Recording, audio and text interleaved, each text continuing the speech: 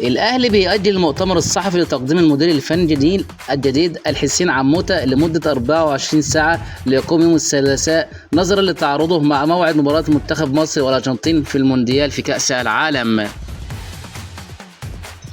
عموتة بيبدأ دراسة حسم ملفات اللاعبين المعارين ومفقد رضا سليم بالإضافة إلى بحث تعيين خط الدفاع بصفقات محلية من الدوري المصري. مكاسب المونديال للنادي الاهلي. انتعشت خزينه نادي الاهلي بمكاسب ماديه مضاعفه من الفيفا بعد تاهل منتخب مصر التاريخي الى دور 16 في كاس العالم.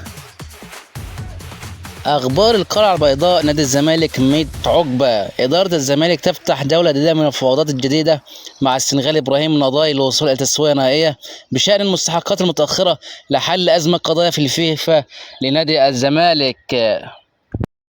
مكافآت الفيفا لنادي الزمالك. الزمالك يضمن الحصول على 570 ألف دولار من الاتحاد الدولي لكرة القدم فيفا كعائد لنظرة مشاركة لاعيبة الدوليين مع منتخب مصر وتأهل دور 16 من المونديال المقيم في كندا والمكسيك وأمريكا.